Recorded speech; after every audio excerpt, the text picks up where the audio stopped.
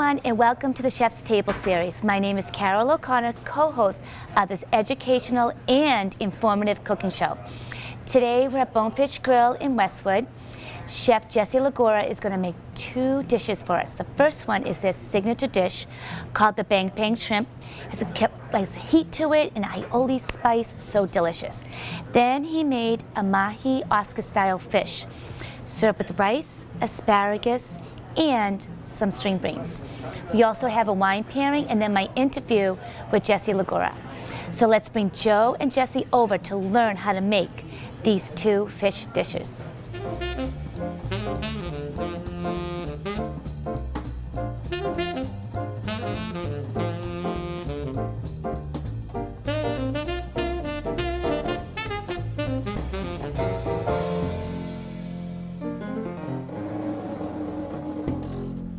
Hi, I'm Chef Joe Murphy, co-host and co-founder of the Chef's Table Foundation.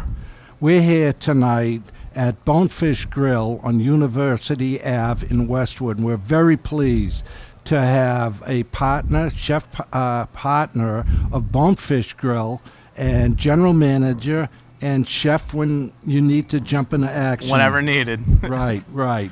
So we're very grateful. Chef partner is making a number of dishes tonight, but we want to highlight, I believe, your Bang Bang Shrimp. The Bang Bang Shrimp. Right, and then what is the fish you've chosen? We're going to do a Mahi for you this evening. Oh, great.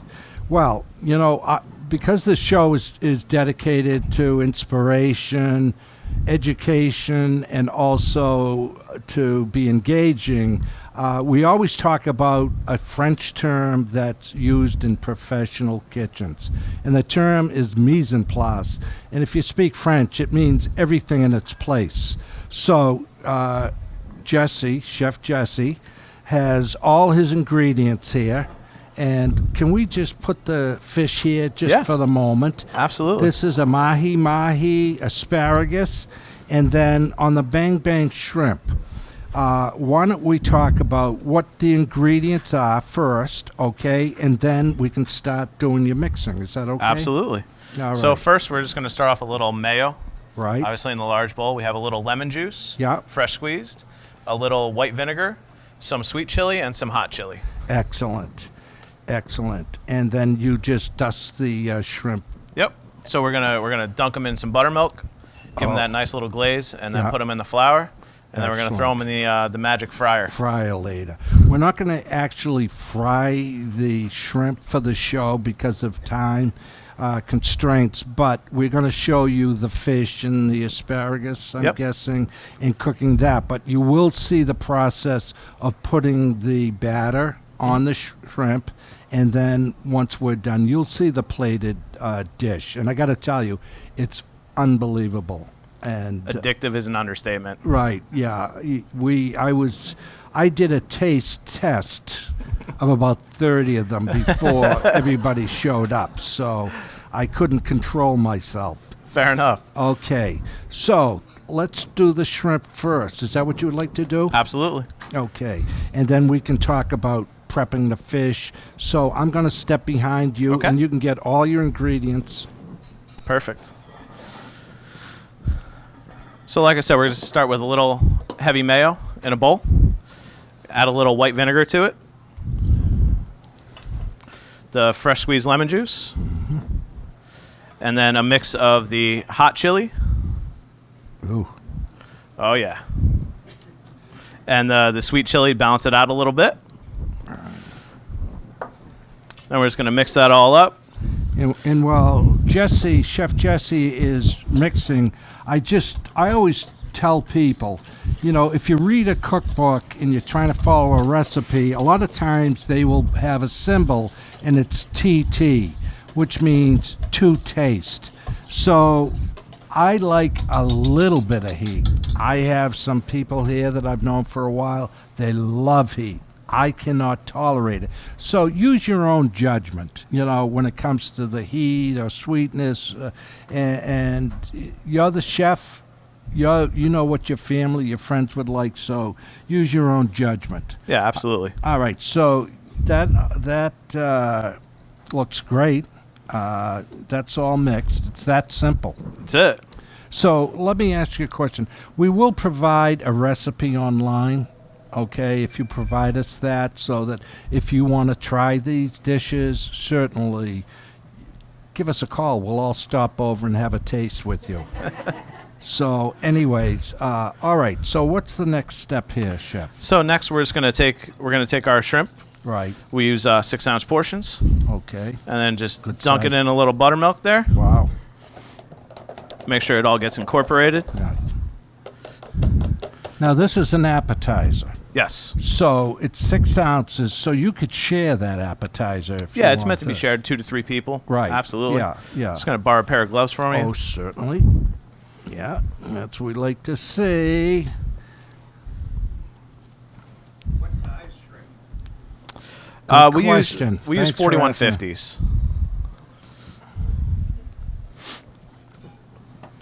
So you want to make sure you get a good coating on these, because you'll see the difference when you put them in the fryer. If they're not all coated, the breading will just start falling off on you. Right. Yeah, and if people are not familiar with breading process, generally it's a 3-stage. It's egg, flour, and then if you want breadcrumbs, you could do breadcrumbs. But in this stage, you take the shrimp and you dredge it in the flour. All Nope, right. buttermilk first and then Buttermilk- flour. I'm sorry, right. And that's a binder to hold the Flour on there. Make sure you get a nice little crispy coating on there. Okay, great. Now, once you do this shrimp and dredge it, do you knock off excess or do you just leave it? Yeah, no, absolutely. Yeah, we knock it off.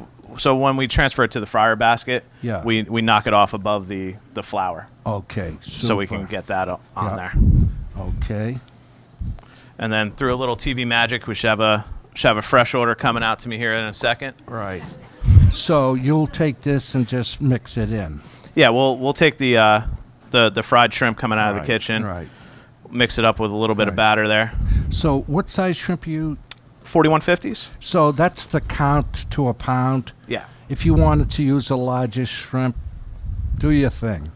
But, if you wanted to give people, say, a 4-piece serving, Yeah, that's- go some 1620s or Right, something like that. Can I just right. get a fried shrimp itself, please?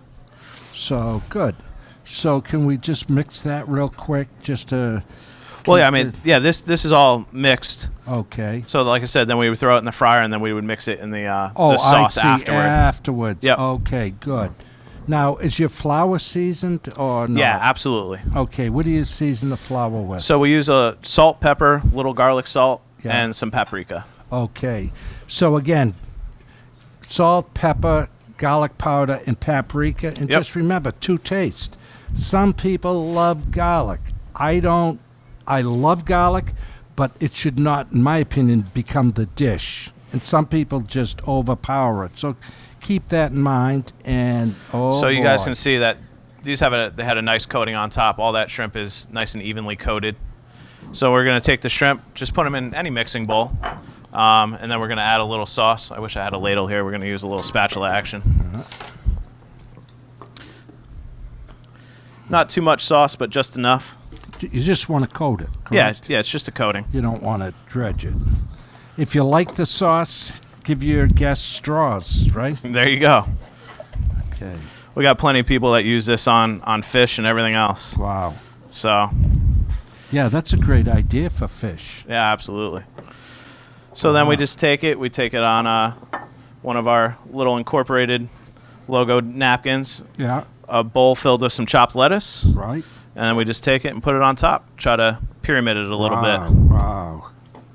And I as Jesse is plating this, I'm guessing you didn't see that one of the shrimp just fell out of this little bowl onto the plate. And can you guess where I'm going to go with this? I'm going to give it a taste right now. You don't There mind, you go. do you, Chef? Absolutely. And then we just garnish with a little green onion over top. Yeah, we're not going to serve this, Yeah. so if anybody says, "Oh God," you shouldn't Yeah. be doing that. So there's the Bang Bang shrimp, which is really your signature, or Bonefish's.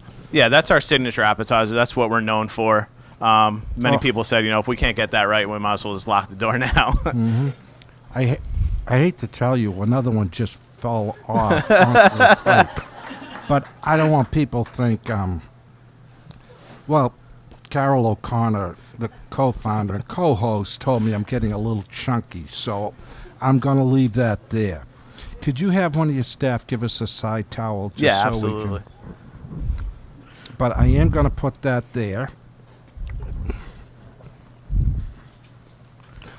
I usually tell people, even when I'm being filmed, I am legally blind, okay? So sometimes I'll make a mistake and knock that extra shrimp out of the bowl onto the plate and pretend that... Yeah, pretend it was an accident. It's fine. Can I use that? Yeah, Okay. absolutely. Now, I want to talk about fish a little bit before you start cooking. If you're going to be sauteing fish, it's always good to dry that fish off with a paper towel. You could use a side towel, but that way there you're not going to get, when it hits the oil, You don't get the explosion on you're you. not going to get the explosion, and it just helps in the cooking process. Absolutely. It's a good tip. Yeah, so thank you. Thank you. It's nice to be acknowledged. Yeah, Thank you. we'll give you credit when credit's due. Excellent. So, on your fish, how do you season that? So we have a proprietary seasoning, I guess. It's called our fish seasoning. Go figure. So we put a little bit over top. Okay. And I'm guessing there's probably a little garlic powder, maybe... Yeah, you're going to have your standard salt, pepper, garlic, Yeah, right. a little bit of everything. But, you know... So we just want to make sure you get a nice even coating Oh, good. on both sides. Yeah. And you're not afraid to put a good coating on there because it'll act like a little crust, right? Yeah, absolutely. Yeah. Just remember, part of your eating is with the eyes. So, and if you're, afraid to do your own blend, go into a supermarket. There are more different seasoning Plenty of pre-made blends. spice blends. Yeah, and find one you like and just do your own thing. When they talk about cooking, it's in school for cooking, it's called culinary arts. It really is an art, and you are the creator. So again, don't be afraid to take a chance, try something different, and create your own recipes. I've done so many shows now and talking to chefs. After you have a dish that's fabulous, I'll say to them, geez, how did you come up with this? Well, we had to produce this 8, 10, 12 times to get just to where we wanted. Yeah, get it right. Right. So if you find that you try to do this and the first time your husband throws the plate at you, or, your wife throws it at the husband, which is, as a man, that's more likely. As long as the dog eats it, There you go. then somebody's got it. Right. So, anyways, don't be afraid to experiment a little bit, okay? And so, before we get started cooking, now on your asparagus, what did you do here? Did you... So we pre-blanch them Right. a little bit, throw them in some boiling water, and then we just put olive oil and kosher salt Okay. on them just to get them. And then do ready you to go. do a reheat when it's... Yeah. So we're just- gonna saute that fish, and then we're gonna cook or heat the asparagus and crab meat Right. in the residue in the pan there. Give it a little Okay. extra flavor. Yeah, one of the things I want to ask you, I'm quite positive you're using locally produced, local fishery distributors, and you... Absolutely. Yeah, you go with the season for vegetables. Yep. Your vegetables look great, which is a great sign. And so, on the mahi, is that a regular item on your menu? Or? No, it's a seasonal product for us right now. Oh, good. Okay. So So- you're changing your menu probably 3, 4, 5 times a year? Yeah, about 4 to 5 times a year. Yeah, which And then is we'll great. do a couple little specials here and there. Yeah, yeah. But if somebody says, oh, I love that mahi, well, we're not doing it now. Part of sustainable fishing. If you're going to use fresh product, you can only get it while it's in season. Great. That's very good, and that's good to know. So you know they're getting the freshest of fresh. Yeah, absolutely. In the restaurant, and I just want to compliment Bonefish Grill. Did you design this yourself? I or- can't say I had anything to credit-wise to do with the way the restaurant looks, but it's a beautiful restaurant. But if you said yes, then if your boss sees this, then he may take Yeah, some umbrage, right? There you go. Okay. Well, all right. Let's get the fish going. Cool. Okay, and we'll change positions here. All right. So he's using a single burner for sautéing, and when you're when you have this on your menu, is it always a sautéed item, or do you? No, I mean, normally we grill it. We're just sautéing it for the purpose of demonstration this evening, just Right, because right, it's hard to get right. a little grill out here. Right. But you don't. You can always get a cast iron pan with grill. Yeah, the griddle marks. And do it that way. To me, once I start eating, if it tastes good, I don't care if it's got lines, circles, rings, whatever. Yeah, right. All right. So now, in sautéing, I just had to write a lesson plan. I was asked if we would produce a culinary program for legally blind kids in Massachusetts. So one of the points that we put in the lesson plan on sautéing is if you're not sure that pan is hot enough, I always say a smoking hot pan is the best pan. Absolutely. Okay? Because you're going to get that quick sear. It creates caramelization. That adds flavor. And you lock in that juice. Right. But for the visually challenged kids, what I wrote for them, and we're going to tell them this, is if you're not sure, just slowly bring your hand down, all right? And that's really hot now, okay? And so what You type... can start to see it just starting to smoke now. Right. And so what I do want to ask you is what type of oil do you use? Canola? Yeah, or- we use a canola. And then you get that nice sizzle when it goes in the pan there. Right. And canola oil has a much higher heat resistance. Yeah, the burn rate on it. Yeah, so that you're not burning the oil as opposed to an olive oil. And the other thing that's really important with canola oil, it's taste. It doesn't have any flavor of its own, so that you're not going to be adding anything to that fish. I have had a number of really great guys, chefs, women on the show that are Italian, and I always say to them, do you put cheese on the fish? Never put cheese on fish. They all say it's like I stole their money bag or something, because they believe if the fish is fresh, the cheese will take away from that flavor. Absolutely. So that's just from an Italian point of view. I'm guessing probably any country that's close to the source, the ocean or a lake, they probably are very sensitive to, the flavors.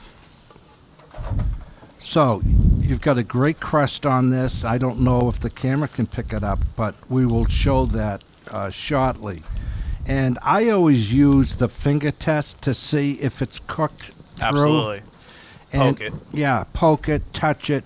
And I find the best technique, without trying to use a thermometer and possibly breaking up the fish, is finger 1, 2, 3. So if you're here, okay, versus here, where it's well done, medium well, and rare. So if you get used to that technique, even if you have hamburgers on the grill or you're cooking a steak and you're trying to great figure for out, steaks. it's a technique that will help you. I like everything pretty much rare, not my fish, but Yeah. I don't like it dried out. I know some people, they like fish cooked to death, Yep. but I don't think that's the way to eat fish. No, we cook all our fish to a medium well. Which, for bacteria, Yeah. yeah. So, medium well. You're looking at an internal temperature, if you did stick a thermometer into it, of anywhere around 155. You get above that, it's going to be just like eating cardboard, I think. I'm in agreement with you on that one, Joe. Right. So what I want to do, while this is finishing, is just see if your one of your staff could just give us a plate so that he was right there. He was ready He's for gonna have the old some Joe plate Dog. and some lemon butter for us, and we are in good shape. Right. So, anyways, now, once you blanch, and blanching, Chef talked about that, it's just a quick shock to, for instance, asparagus, and it gets the cooking process started. And it's a great technique, particularly if you are trying to serve for 4 or 6 people.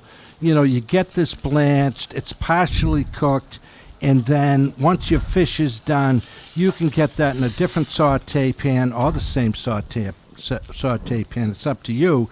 And then finish that cooking process, and it'll be nice and hot for service, right? Absolutely. Great. And so you said you had a lemon butter. Yes, sir. Okay. Oh, super. All right. Wow. Now, you must mix that yourself, I'm guessing? Yeah, we make all our sauces fresh every morning. Which is great. Yeah. So on the lemon butter, how much lemon versus butter? Tablespoon of each? You do 1-to-1 ratio? Yeah, it's a pretty 1-to-1 ratio. Yeah. We throw a little garlic and some other spices in there as well. Right, which is great. Yep. So, are you going to show us the finger test? Or? We usually finish it in the oven. This looks like it's about medium at the moment. Right. So, yeah, we can pull it for now and then. No, that's all right. We got to eat up a couple more minutes. Okay. But, I'm glad. I was going to ask you, but when you said the grill, I figured I'd leave it alone. In professional kitchens, if you're doing a grilled steak or a nice piece of fish like this that's, fairly thick, you'll find that they'll get their grill marks, they'll get their caramelization, and then they'll finish it in the oven. Absolutely. And I'm guessing that that's being done because you need that saute pan working on top, so you keep it moving. But I find myself, when I'm cooking just at home, it's a great technique. Okay, Chef, so you finish generally your thick cuts of fish and steaks in your oven, right? Absolutely. So that's great. And we're plating. You have your blanched asparagus. Yep. And which is great. So we're going to give the dish a little height. Yeah. So we're going to put the asparagus, kind of cross them. Yeah. Make it look nice. Super. We're going to put some jumbo lump crab meat over top. Wow. Let it pour. And then we finish it with a little lemon butter over the fish, asparagus, and then give it a nice little...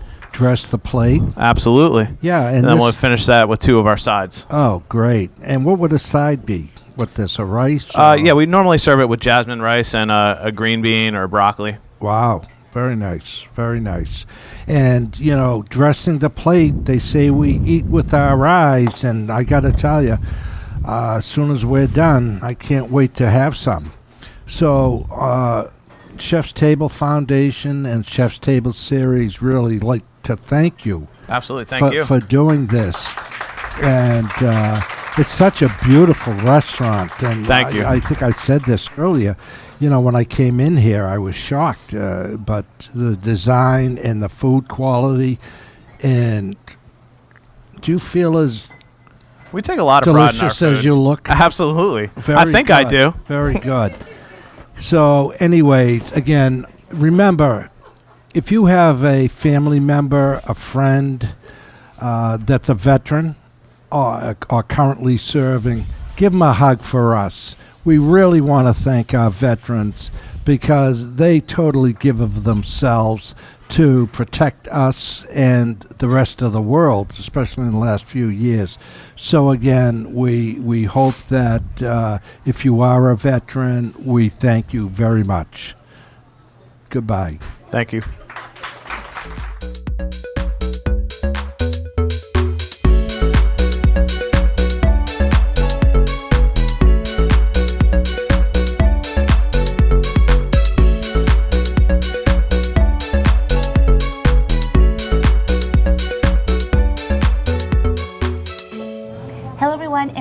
to the wine pairing segment of the Chef's Table series. My name is Carol O'Connor. I am here with Michael Doherty. He is the sales representative for MS Walker. And guess what? Michael lives right near me in Rosendale. He's been there longer than me. Who would have thought? So, a couple of streets away. Just a couple streets away. So we have in front of us, this is Bonefish Grill's signature appetizer. Everyone orders it. And I know when I order it, I just can't have one. I keep popping them in my mouth. Yeah, definitely. So what type of wine did you pair with this dish? Well, after talking with the chef, we decided to where it's got a little bit of heat to it. A nice Sauvignon Blanc from New Zealand would be a nice match. Sauvignon Blanc. It's got a nice acidity to it. Cuts through, holds up with the spice of the dish, and it's a perfect match with shrimp. Oh, perfect. Yeah, Michael, let's taste it. perfect. Oh, so good. Beauty of these is it comes in these Stelvin caps, which is very easy to use. Yep. Don't need a corkscrew. Right. You know, sometimes I'm really good at the corkscrews, but other times it like falls into the wine. I'm like, That's always a I'm gonna problem. fish it out. Got Nice the beautiful aroma. nose. You got a little that grapefruit nose to it, and you'll obviously catch it with the flavor too. Oh, I'm gonna have to take a picture of this one. This is great. Get the nice richness from the wine. That will go well with that heat. Yeah, It'll definitely. cut into it. Absolutely. Definitely. It's got great acidity, which is, like I said, stands up nicely with this kind of a dish. Oh, this is nice. Yeah, nice by itself, but a great compliment to a I dish like agree. this. Absolutely. Excellent. All right, let's go on to the next dish. So let's Perfect. move this over. I'll give the 2 fresh wine glasses. Okay. So everyone, Chef Jesse Legora made a Oscar-style dish, and it's a mahi-mahi with asparagus, green beans. You know, the greens are very healthy for you. You have to throw that in with the fish. Absolutely. And you chose a red wine. What type Yeah, did you this is choose? a Nielsen, Nielsen.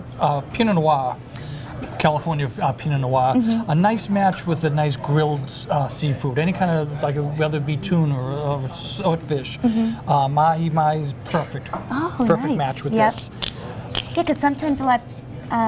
Most people think, White. with seafood you should have white wine, but in this case, Thank you. Pinot Noir, it's nice, easy drinking, soft, so it doesn't overpower the flavors of the fish. That's good to know because a lot of people like red meat, Right, exactly. fish white, Right. right?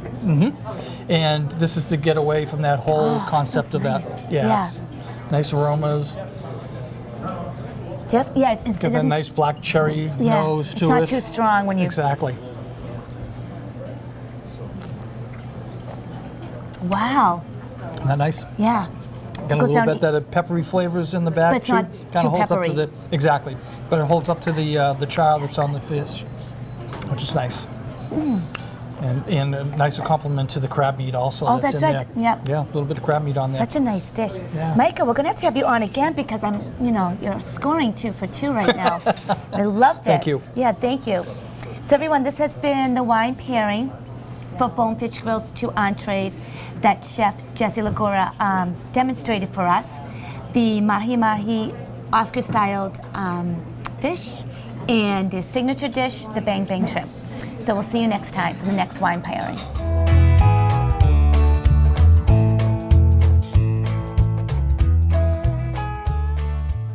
Hi, we're back at Verrill Farm in Concord, Massachusetts with Steve Verrill, the farmer's farmer. And I can say that because I've been told by other farmers that Steve is a go-to guy in the world of farming. My. Yes. But your family, your second generation, so it's in your blood. Right, and all the neighbors used to grow vegetables around when I was a youngster. Oh, no kidding. Places are all in houses and everything now. It was mostly vegetables. Wow, great. Okay, we're in tomato season, and we call it this time of year the Tomato Festival. Is that right? Yeah, we have one coming up soon. Oh, do you? Yeah, Great, yeah. great. And Now, you seem to have some really terrific looking tomatoes, and I'm guessing they fall in the heirloom category. we grow both hybrids and heirlooms. Hybrids and Yeah. heirlooms.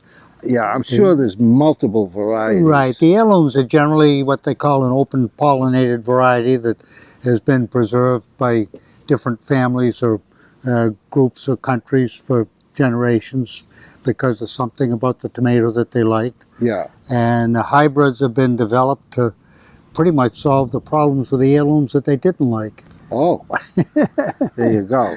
I'm guessing, I don't know, there's probably 30, 40 varieties of tomatoes that are grown. Oh, there are hundreds. Hundreds, really? We grow about 75. Really? And I think we grew 80-something a few years ago. We've been narrowing it down a little bit. Based on demand, what the Well, consumer and, likes? yeah, and how they come out and how they taste and Yeah. whether people do like them or not. Wow. Yeah, this is, I'm a tomato fanatic. I love tomato with everything I eat. And whether it's slicing in a salad, as an ingredient in the dish, it's just whatever it is about tomatoes. And if I don't stop eating all the sweets down in your farm stand, then I'm getting to have that tomato look. Well, we can give you a little exercise in the field to get rid of that, all right? I actually worked on a vegetable farm when I was 14 years old, 7 days a week, 12 hours a day in the fields. And no, I do not want to do it again. It's very difficult work. But why don't we start talking about these tomatoes? Well, we start all of our own tomato plants from seed in the greenhouse earlier in the spring. And as I said, we have about 75 varieties. Wow. And we start 3 or 4 different plantings so that we can stagger the peak yield of the different varieties along. And also it's a little insurance against the blight, which always gets us sooner or later, but we'll always have another crop coming along that Really? so we don't have to depend on the first plants to go the whole season. So I guess a question that pops right in my head is, how many plants do you plant? And we do about 18,000. Good God. Yeah, and they're all trellised with a stake and weave system where we put a 4-foot stake between every second plant and weave the strings in and out horizontally. And as the plants grow, we add more strings about 6 inches apart. Wow. We use 6-foot stakes with the cherries and some of the indeterminate varieties that will climb more. And, 18,000 plants. I love tomatoes, as I just said. I don't know if I could handle 18,000 plants. well, they're good, and the sun gold, well, the cherries are usually the first ones to come in. Yeah. And this is a sun gold variety. We have others in other colors and things, but What is the profile of this? Is it a sweeter tomato? generally the yellower they are, usually the less acid they are. Oh, wow. And the redder they are, the sweeter they are. Mm. Well, they're sweet and acid, but the yellow ones tend to have less acid. Right. So are these cherry or grape? Is there a difference? These are cherry, yeah. These are the grape tomatoes. They're in another category. They tend to be a little drier, I think, than some of the others. Uh-huh. And similar to it's a small version of a plum, I suppose, in a way. Right, yeah. And the plums are a drier tomato for sauces. Right. These come in different sizes and colors, and makes a pretty plate if you were to slice them in half. And Oh, yeah. put them on a salad I'd like to plate. take a Go green ahead. one out, if you don't Try mind. that. You get a hold of it? Yeah, so that's actually ripe, Right, yes. even though it's green. Yep. All Yep. right. I'm going to take a bite of this.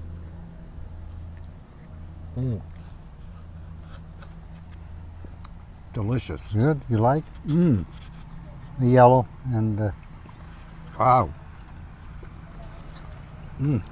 and these are some of the hybrids. This is a Jet Star. That's one of the earlier hybrids that's been very dependable for most of the farms around for a number of years. And it's a very nice tomato. It used to win the tomato contest, the state contest we have in Boston every year. It won that for a number of years. And lately some of the newer ones have been beating it out, as well as some of the heirloom tomatoes. So, in the contest, what are the determining factors? Shape. Shape, not so much, especially with heirlooms. I was the one that pushed getting heirlooms into the contest about 15 years ago, probably 20 years ago. Yeah. Because some of the heirlooms aren't too pretty looking, and Right. they might be cracked, and you're not going to get some of the varieties that don't have cracks and deformities. Some of these hybrids have been very popular for a long while, and a lot of them would have been developed to solve some of the problems that we had with the heirlooms. Some of the heirlooms would be cracked, so they'd breed a pretty looking tomato, especially when we got the people buying things in the supermarkets. Probably 60, 70 years ago was the beginning of the fad where everybody wanted something that looked beautiful. But yeah, with the advent of the supermarkets, they wanted a uniform, pretty tomato, uniform color, no green shoulders, no cracks. Had to be firm enough to travel from Florida or California to Boston and not get damaged. And that was what led tomato breeding for quite a number of years. And we lost a lot of the characteristics that the heirlooms had. Some of them had superior flavors, different natures that weren't in the newer hybrids. But as long as they were solid and you could throw them off the wall, and they'd still look good to the supermarket. Well, that's what people wanted to buy. Yeah. But more recently, they've gone back to paying more attention to the flavor and breeding tomato varieties. Good. Ultra Sweet is another very similar looking one to Jet Star, and they were working there by the name, of course, to get a sweeter variety. And we move over, as I said earlier, the orange and yellow ones tend to be a little sweeter. These are the orange blossom. That's some people call it an heirloom and some don't, but generally I think it doesn't quite meet muster as being an heirloom, but it is an old variety, very popular tomato. Wow. Then we get into, this is one of the heirlooms, the red zebra. I don't know whether you can see from here the striping on them or not, but there's a red zebra and a green zebra, and they both have very pretty striping as well as nice flavor. And if you take some of those and put them on a plate with some red ones, and maybe we grab one of these. This is a Black Prince type. This is actually a newer version of it, but they tend to be almost brown looking when they're really ripe. But you mix all these colors up on a plate and you can have a very pretty salad and a nice variety of flavors. Wow. Yeah, this is a big rainbow, and as you can see, it's quite a colorful tomato. And the colors on these go into the fruit too, so when you slice them on a plate, it gives a very nice presentation. And Wow. these are popular both with the housewife and the chefs in some of the restaurants where they want to put on a nice pretty salad. Right. I'm guessing you can go online and take a look at the different varieties that we would see from local farmers, and there must be some flavor profiles there. Not in detail. There's a lot of flavor that's very difficult to describe. They don't have quite the vocabulary to go with it like they do with wines. Wines, right. But it's generally a mixture of sweet and acid is what they talk about. Sweet and acid. And then the amount of juiciness and how firm it is if you slice it, you know. Okay. Some you can slice good for a sandwich and some are difficult. Right. So the farmer's farmer just gave you some great tips. You know, you could get some descriptions. Is it juicy? Is it fleshy? So again, it's up to the individual palate. It's subjective what we all like. And as Mr. Verrill, Steve Verrill just told you, he plants 75 yeah. 75 varieties. So you have a pretty broad spectrum. And one other thing, I don't mean to prolong this segment because of timing issues, but the tomato contest is coming up in Boston. It's an annual event. It's been going on about 25 years now. Okay. And farmers from all over the state bring in the tomatoes once a year, and they collect a panel of judges that go through and come up with winners in different categories, like the slicer or heirloom, cherries, plum, different categories. Okay. Now, is that open to the public, or is that a closed event for just farmers? No, or- anybody can enter it. Anybody can. But I enter mean, it. could the public win and view the different You can view, varieties? yeah. No, there's not tasting per se, but you Okay. can view. Where is that held? Well, this year it's been at City Hall Plaza, but this year it's going to be in the new farmers market that the new farmers market that's just opened. Oh, wow. And do they have handout sheets on planting? And so if you want to try some growing your own? Yeah, they don't there, no. You can get all that online pretty easily. Okay, great. Well, we want to thank you for viewing, and I'll tell you, Verrill Farm in Concord has been here, oh God, 100 and, Longer than I have. yeah, good 150 years. Well, the farm's been here for much longer than that, but Oh, Verrill. been our family for almost 100 now. 100 years, and it's just a fabulous facility, and it's really a working farm. There's a horse stables here. I hear the rooster crowing in the background. Yeah, that's Yeah. Jones. Jones, yeah. And so you just have a lot here to offer, and just if you love going to farms and getting back to the good old earth, this is a great place to come. So on behalf of the Chef's Table Foundation, I'd like to thank Steve Verrill from Verrill Farms Thank you. as a supporter of the Chef's Table Foundation. Thank you.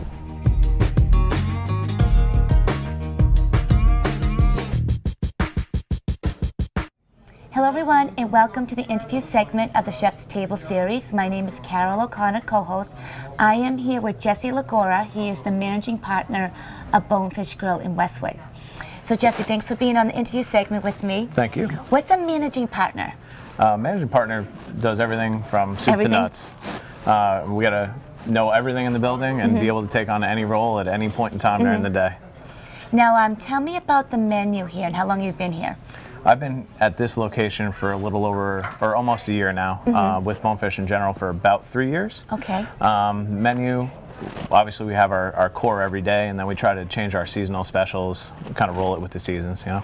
We filmed you and Joe doing the Bang Bang shrimp. Now, why is that so popular? Like, what do you put in it that makes people want to keep? Because I've had it before and I could not stop eating it. I'm like, I'm full. I'll keep eating more. It's that sweet and spicy. It Yeah. just has that perfect level of spice where it's addictive, like you said. I mean, once you stop, you just keep going. Exactly. Now, what other dishes do you have on the menu besides the ones you showed us on the cooking show? We have a full menu. I mean, we don't Yeah. just do fish here. We have pork chops, we have You steaks. do? I have to tell my sister. She loves pork chops. And we have, yeah. And our marsala sauce is probably one of the best I've ever had. So definitely something worth checking out. Now, Jesse, how did you get into this food industry, crazy business hours type of event, job? Funny enough is I started at a pharmacy. You did? Yeah. I started as a pharmacy, and my buddy who I worked with at the supermarket said that, he's like, listen, you got a great personality, you would crush it as a waiter. So I went over to a restaurant right by my house where Yep. he worked too, and I just fell in love with the business. Oh. And it totally changed my career outcome. Now, when was this? Like, what age? I was teenager? 21. Young, yep. So I got into the whole restaurant business, started doing some corporate openings for that company. Oh, and nice. they actually flew me all over the world. I did an opening in Australia for them. So it was a ton of fun. What a great experience. That's Yep. great. Now, do you go to other Bonefish Grills in the area, or just you stay in here right now? Yeah, I actually started with the company Yeah. in Jersey at the Pine Brook location. Oh, wow. And then they traveled me around for a while. I was in Pennsylvania and Rhode Island, and then I came up here to help with our opening in Waltham when the kitchen manager just up and left. So Which happens a lot yeah. with restaurants. So they wanted to make sure that that restaurant was off to a rock solid start. So they put me there to kind of stabilize it, and then Cool. the partner here at the time decided to leave, and the spot opened. So That's great. now it's my home. Now, do you have an influence on the menus? Like, what, you know, because you do chefing in the back, I'm sure. Like, do you see things or try things out? Like, you know what, this would be great on the menu. Yeah, absolutely. I mean, we come up with our own concoctions every do? day for lunch and whatnot, and then you know, if we like them, then we'll ship them down to corporate, and then hopefully they come back in some aspect on our menu. Now, is the menus the same in each of the Bonefish Grills? Yeah, Yeah. for the most part, we have some seasonal Right. or specialty regional items. Yep. That they call them. Like, no one else has our lobster roll. So we're in New England. Of course, we're going to have Yeah. a lobster roll on the menu, and we have our clam chowder. So down in Florida, they do stone crab because that's their local Oh, species. yeah, I understand now, yep. So we have some What's in the some regional market items, value, but yep. That's cool. yeah, And then you also have dessert. absolutely. All our desserts are homemade. They're they are? all done in house. That's a treat. From our gluten-free brownie to our Jen's Jamaican coconut pie, which has a sauce you can't believe. And honestly, Love our key coconut. lime pie is probably the best I've ever had. Now, tell me about your bar program. We You do had some really cool drinks up there. yeah, we do all kinds of homemade infusions. Oh, you do? Soak the fruit in, you know, add some syrups and whatnot, and make some killer liquors. That's As cool. well as we do a lot of our homemade simple syrups and a lot of just infused syrups as well. All right, we're going to have to go to the bar after this. I Absolutely. want to try the White Cosmo. You should. Yeah, I think a lot of people like that one. Yeah. That's cool. All right, everyone. So Jesse, thanks again for being on the Infuse segment with me. Thank you. So everyone, I'm Carol O'Connor, co-host of the Chef's Table series, and this was the interview segment with Jesse Legora. He is the managing partner of Bonefish Grill in Westwood. So we'll see you next time. Thanks. Hi everyone, my name is Carol O'Connor, co-founder of the Chef's Table Foundation. And I'm Chef Joe Murphy, co-founder of the Chef's Table Foundation. Joe and I want to share some exciting and valuable information for you about what we've been doing in the community to help others. In 2012, Joe and I teamed up to form the Chef's Table Foundation. It's a 501c3 nonprofit that helps homeless U.S. veterans and young underprivileged adults to pursue their passion for culinary arts. Our goal is to provide scholarships to the Kroc Community Center located in Boston so they can achieve their goals. A way that we get people to know about our foundation is a show called the Chef's Table series that Joe and I created about 3 to 4 years ago. It is a well-rounded show that gives you tips on how to cook, tips about nutrition, tips about fitness, wine pairing, craft beer pairing, things that will bring interest to you. And we use this to get our point across that we want to help others, such as homeless vets as well as young adults. And we do that as well as through different, social media outlets, as well as through newspapers and also PSA announcements. We are seeking your assistance and support. If you would like to donate or become a sponsor through your business and receive acknowledgement on each show, we'd love to have you contact us. We also offer a yearly membership that keeps you informed and part of our work. So, in closing, you can reach us at 617-645-9043, or you can go to chefstablefoundation.org and look at our work and also contact us that way. Thank you.